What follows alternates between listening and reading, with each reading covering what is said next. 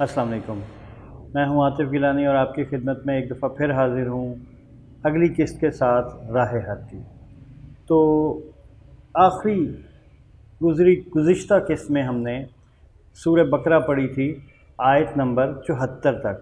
आज हम वहां से आगे पढ़ेंगे और सियाक़ो सबाक़ के मुताबिक इसके सूरह बकरा में ज़िक्र चल रहा था अहले किताब का, बनी इसराइल का, उनकी नाफरमानियों का और अल्लाह की मेहरबानियों का और फिर अल्लाह के माफ़ कर देने का।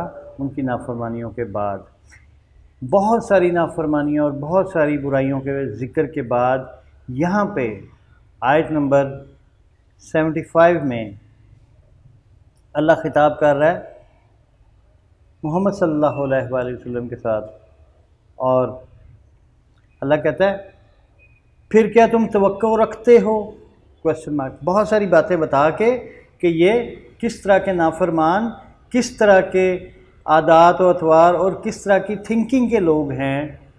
अल्लाह हज़ूर सल्लल्लाहु अलैहि वसल्लम को कह रहा है फिर क्या तुम तवक्को रखते हो, क्वेश्चन मार्क, कि वो मान लेंगे तुम्हारी खातिर, कि वो तुम्हारी खातिर, सिर्फ़ तुम्हारी खातिर इसको अल्लाह की किताब मान लेंगे, तुम्हें अल्लाह का रसूल मान लेंगे और इस काबा को किबला मान लेंगे। ऐसा नहीं है। उन्होंने अपने रसूलों का नहीं ध्यान किया, उन्होंने अपने रसूलों के साथ क्या सलूक किया, उन्होंने अपनी किताबों के साथ क्या सलूक किया, वो इस काबिल नहीं हैं। तो हज़ूर सल्लल्लाहु अलैहि वसल्लम को कहा जा रहा है कि क्या तुम्हें तवक्को है, क्या तुम तवक्को रखते हो कि वो सिर्फ़ तुम्हारी खातिर मान जाएंगे। आगे फिर अल्लाह उनको कह रहा है उनमें से एक फ़रीक अल्लाह का कलाम सुनता है फिर वो इसको बदल डालते हैं। इस कदर बुरे लोग हैं, इस कदर ख़बीस लोग हैं कि वो अल्लाह का कलाम सुनते हैं और उनको पता है कि ये अल्लाह का कलाम है और फिर वो उसको अपनी जगह से बदल देते हैं या उसमें आगे पीछे कर देते हैं, रद्दो बदल कर देते हैं या टोटली उसको गुम करके एक नई चीज़ अपनी तरफ से डाल देते हैं।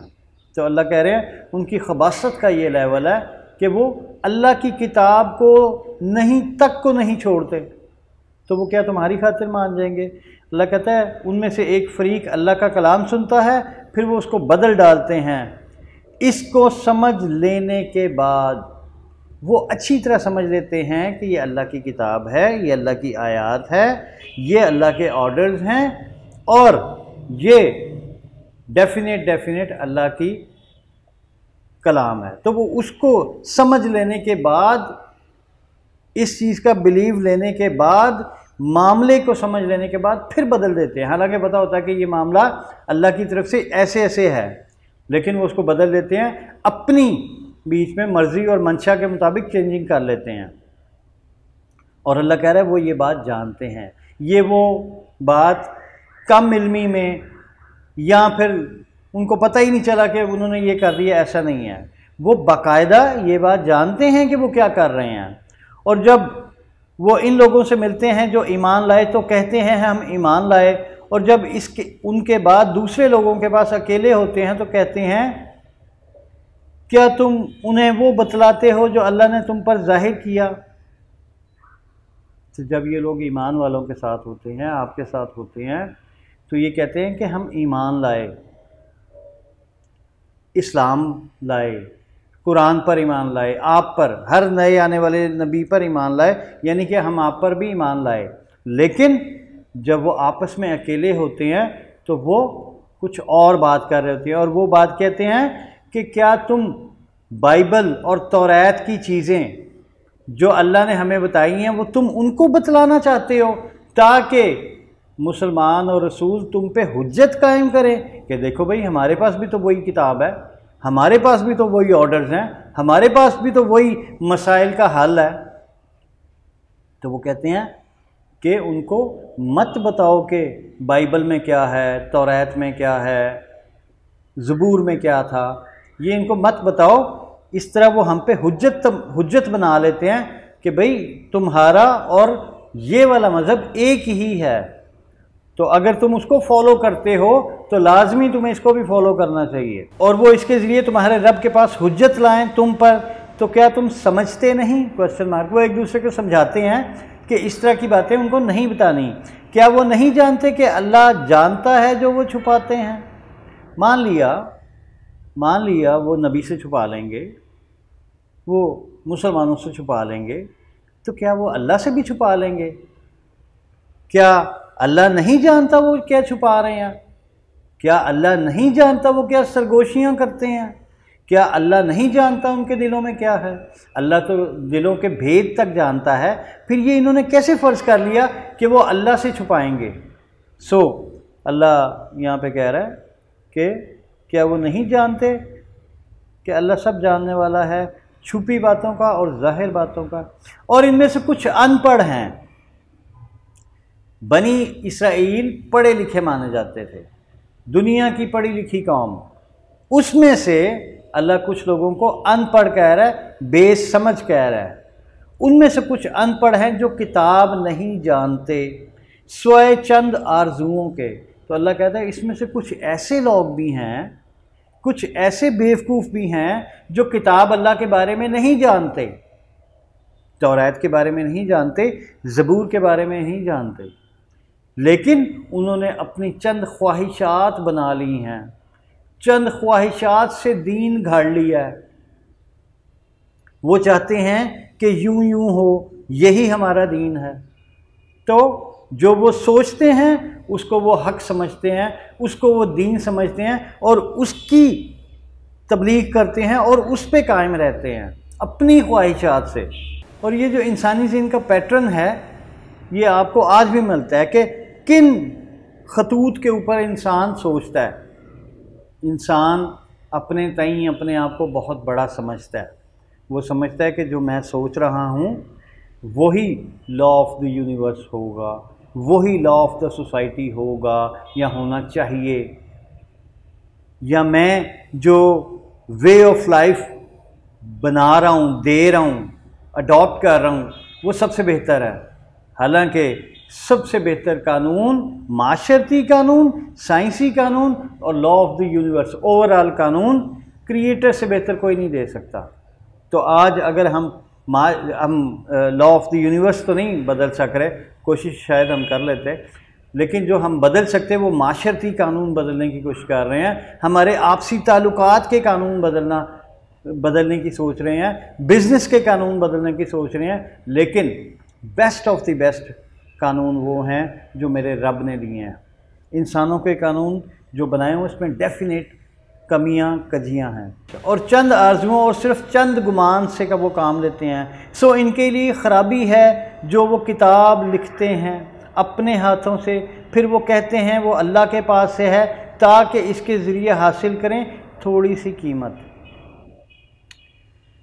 लें जी, बनी इसराइल के बड़े लोगों की एक रविश, और बड़े लोग जो सो कॉल्ड बड़े थे, बेसिकली वो अनपढ़ थे, लेकिन वो किसी और कोई पैसे की वजह से या इख्तियार की वजह से या मौरूसियत की वजह से वो बड़े बन गए।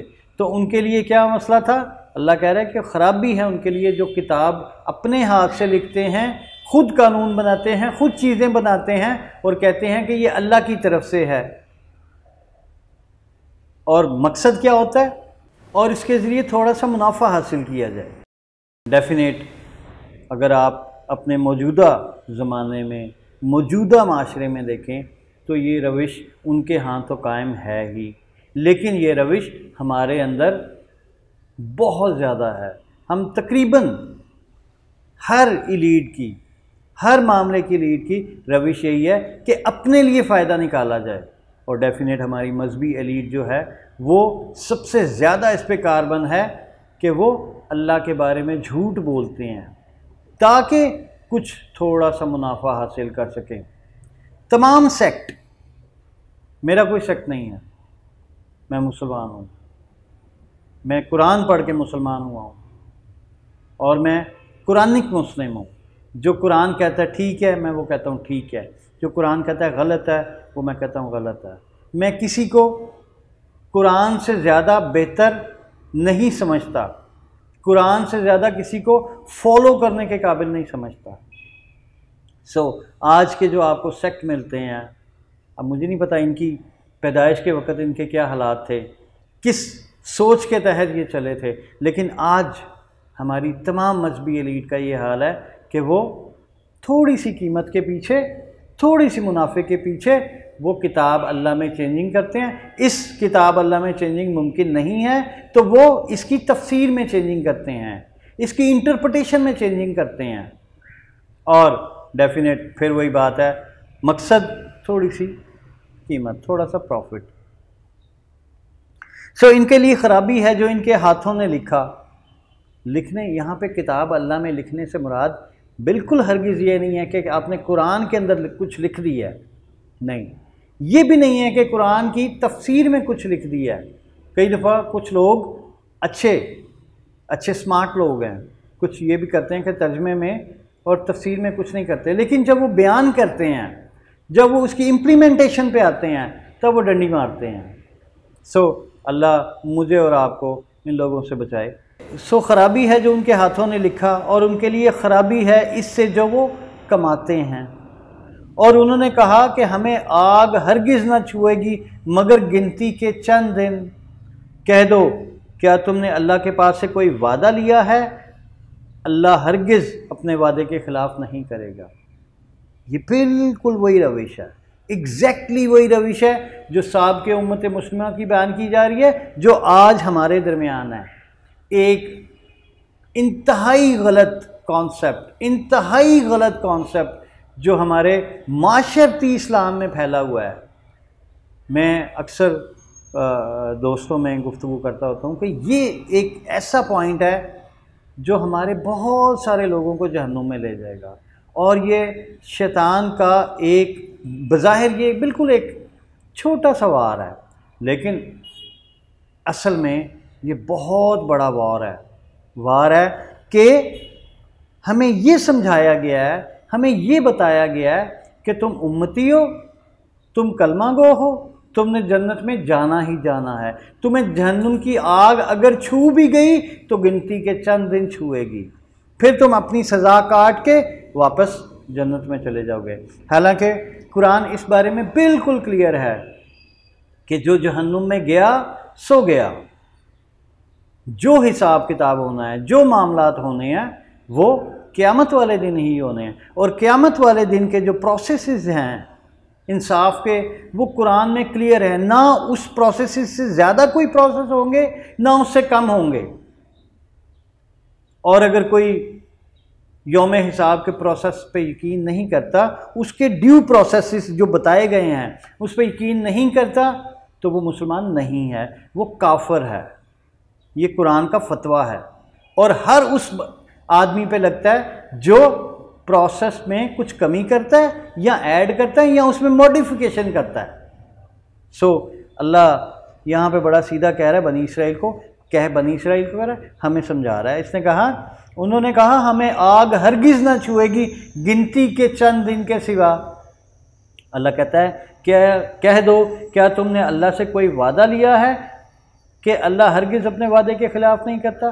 तो सेम वे मुसलमानों के ऊपर ये बात है। जो मुसलमान ये कहते हैं कि हम गिनती के चंद दिन जहन्नुम में गुजारेंगे और फिर वहाँ पे अपनी सज़ा काट के वापस आ जाएंगे, कुरान उनको कहता है कि दिखाओ कौन सा वादा कुरान ने किया है, कौन सा वादा अल्लाह ने किया है। कुरान की कोई बात दिखाओ जहाँ पे कुरान ने ये कोई ऐसी बात या इस नौइयत की कोई बात की हो। अगर नहीं तो डरो फिर उस जहन्नुम से जिसका ईंधन इंसान और पत्थर है। क्या तुम अल्लाह पर वो कहते हो जो तुम नहीं जानते? अल्लाह इससे आगे कह रहा है, इसी बारे में कह रहा है, क्या तुम अल्लाह पर वो कहते हो जो तुम नहीं जानते? Question mark. क्यों नहीं? जिसने कमाई कोई बुराई और इसकी खताओं ने इसको घेर लिया, बस यही लोग दोज़ख वाले हैं। अल्लाह कहता है क्यों नहीं तुम जहन्नुम में जाओगे, और क्यों नहीं तुम उधर हमेशा हमेशा स्टे करोगे। अल्लाह कहता है जिसने बुराइयां कमाई और उसकी बुराइयों ने उसको घेर लिया, यही लोग दोज़खी हैं।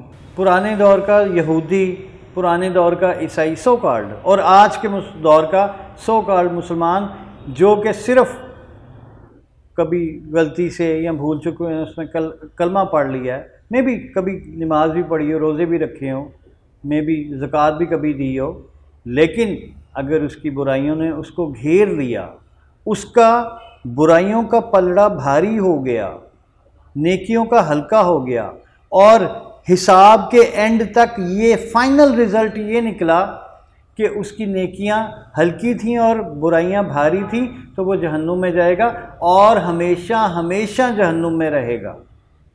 सो इस मीठी गोली से बचें। ये मुझे नहीं पता ये किसने इजाद की है, दरियाफ्त की है, लेकिन ये बहुत सारे मासूम लोगों का ये ख्याल है कि वो बस इसी बात पे बख्श दिए जाएंगे कि उन्होंने कलमा पढ़ लिया या वो मोहम्मद सल्लल्लाहु अलैहि वसल्लम के उम्मती ठहर गए, लेकिन ऐसा कुछ नहीं है।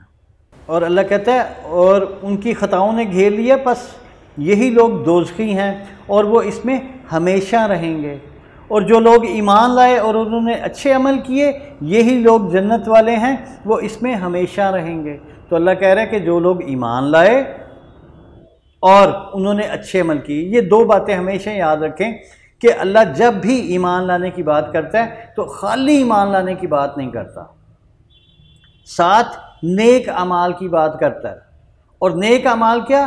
कम से कम दो, नमाज और ज़कात, 5 अमाल, 5 ईमान और 2 अमाल, 1 नमाज हकूक़ अल्लाह, 1 ज़कात हकूक़ुल इबाद। ये 2 आपका मिनिमम क्राइटेरिया है।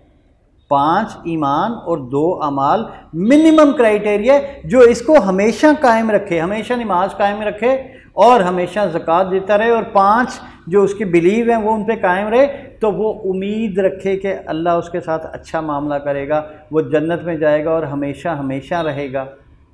लेकिन इससे नीचे वाले लोग उम्मीद भी मत रखें, चाहे वो दिन में 1000 दफ़ा कलमा पढ़ने वाले हों, लेकिन अगर उनके 5 बिलीव में कोई मसला है या 2 अमाल नमाज और ज़कात में कोई मसला है और वो 1000 दरूद पढ़ने वाले, 1000 कलमा पढ़ने वाले पर डे, तभी वो उम्मीद मत रखें कि वो जन्नत में जाएंगे। ये कुरान का क्राइटेरिया। अल्लाह कह रहा है और जो लोग ईमान लाए और उन्होंने अच्छे अमल किए, यही लोग जन्नत वाले हैं, वो इसमें हमेशा रहेंगे।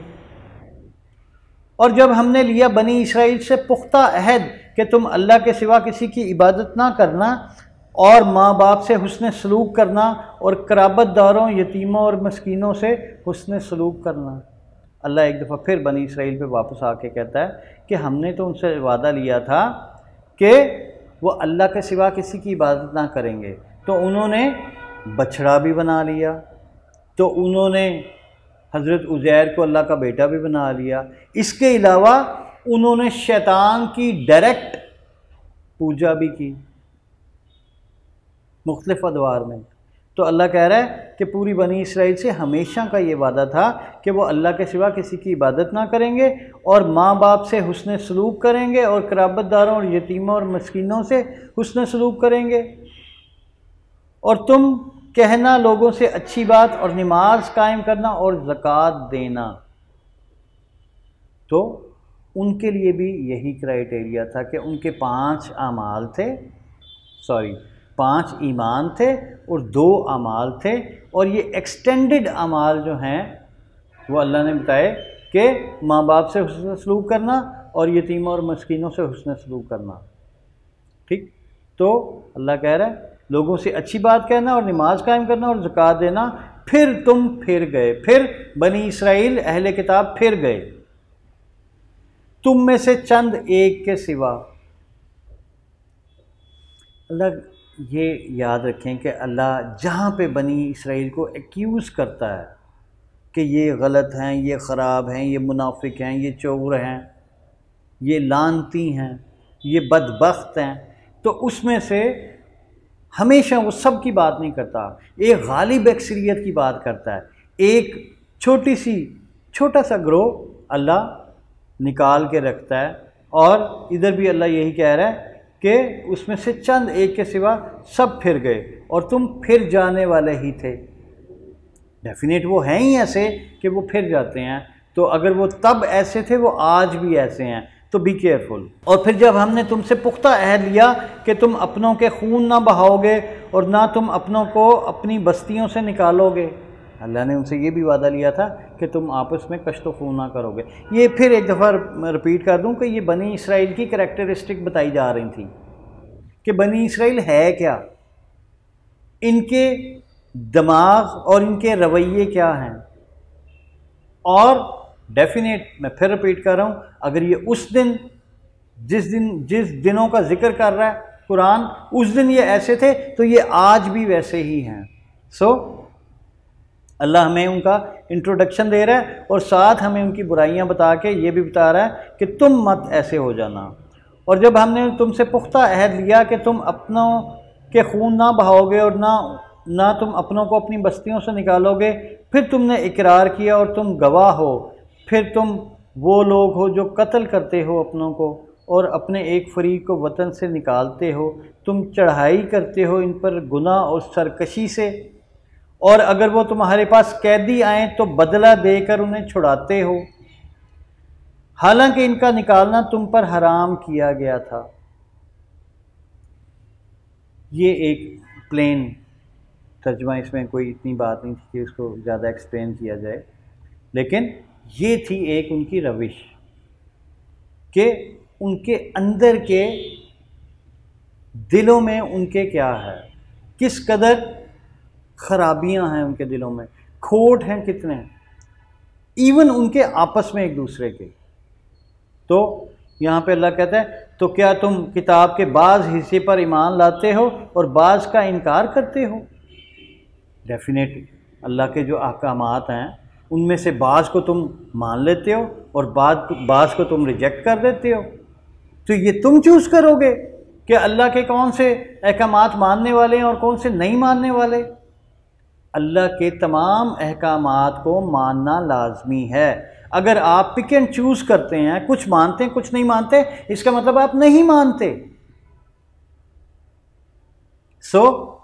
इस बात को जहन में रखें कि आपने अल्लाह के दीन को, अल्लाह के अहकामात को, ख़ास तौर पे जो क्लियर कट अहकामात हैं उन अहकामात में चलें। थोड़ी सी आगे पीछे किया जा सकता है जहाँ पे अल्लाह ने आपको रियायत दी है कि ऐसे नहीं तो ऐसे, ऐसे नहीं तो ऐसे कर लो, चॉइस दी हुई है या सिचुएशनल बात की हुई है, लेकिन जो ऑर्डर्स क्लियर हैं वो आपको मानने ही मानने हैं, पिक एंड चूज़ नहीं कर सकते आप।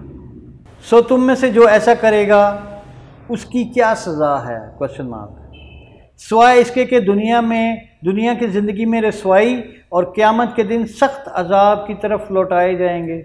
यहाँ पे अल्लाह कह रहा है दुनिया की ज़िंदगी में रसवाई, यानी कि तुम कभी खिलाफा स्टेट नहीं बन सकते।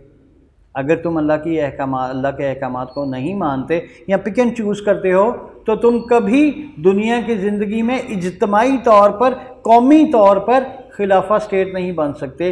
तुम कभी सुपर पावर नहीं बन सकते। जब तुम वापस लौटाए जाओगे अल्लाह के पास तो तुम्हारे लिए एक सख्त अजाब इंतज़ार कर रहा होगा। और तुम जो करते हो अल्लाह इससे बेखबर नहीं। आज हम बस यहीं तक पढ़ेंगे। सूरह बकरा की आयत नंबर 85 तक हमने पढ़ा, बाकी इंशाअल्लाह अगले प्रोग्राम में। तब तक के लिए मुझे इजाज़त दें। अस्सलाम वालेकुम।